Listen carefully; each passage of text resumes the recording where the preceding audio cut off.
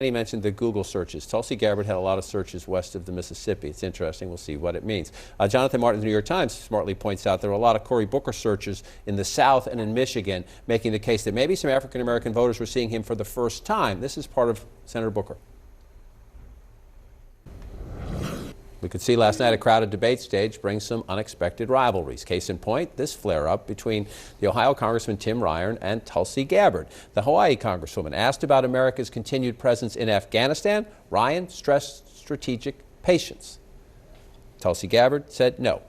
She's an Iraq War veteran. She says she disagrees.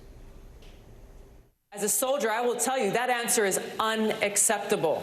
We cannot keep U.S. troops deployed to Afghanistan thinking that we're going to somehow squash this Taliban. I didn't say squash them. When we weren't in there, they started flying planes into our buildings. So I'm just saying right now, the Taliban didn't attack us on 9/11. Al-Qaeda did. Well, I understand. Al-Qaeda attacked us on 9/11. I understand. That's why I and so many other people joined the military to go after Al-Qaeda, not the Taliban.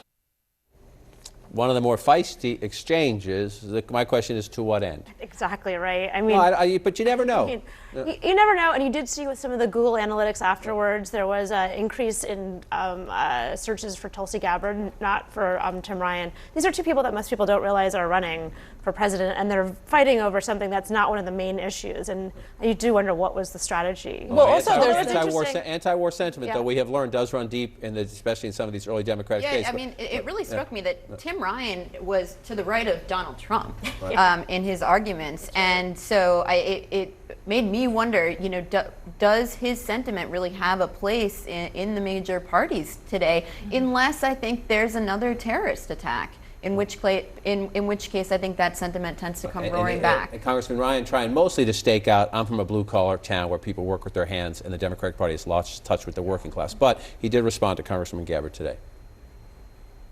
She was trying to score points. I think whoever got that question on Afghanistan, she was going to try to go after. And quite frankly, I mean, she doesn't have very good judgment on a lot of these issues. She was actually meeting with Assad, you know, not long after he was gassing children in Syria. So I don't think her judgment is up to speed on some of these issues. So it's interesting that he didn't actually bring up the Assad issue on the stage during the debate, and that was probably one of his shortfalls. But also the problem with these debates is that often it's a performance, and you're trying to kind of be the more forceful and seem like the more knowledgeable. Where the actual debate of being in Afghanistan kind of fell through the cracks of why we think we should be in Afghanistan. Does the Taliban represent a more global threat to our national security and not just who done it on 9/11? And so that was the problem. And Andy mentioned the Google searches. Tulsi Gabbard had a lot of searches west of the Mississippi. It's interesting. We'll see what it means. Jonathan Martin of the New York Times smartly points out there were a lot of Cory Booker searches in the South and in Michigan, making the case that maybe some African-American voters were seeing him for the first time. This is part of Senator Booker.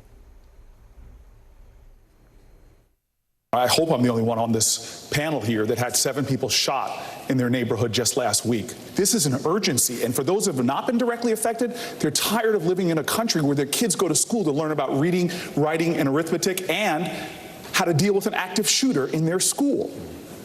This is something that I'm tired of, and I'm tired of hearing people, all they have to offer is thoughts and prayers. A very interesting moment there for him. He had a great debate, I think. He kind of abandoned his sort of love and hope message that has been mostly what he's used during the first part of the campaign, and was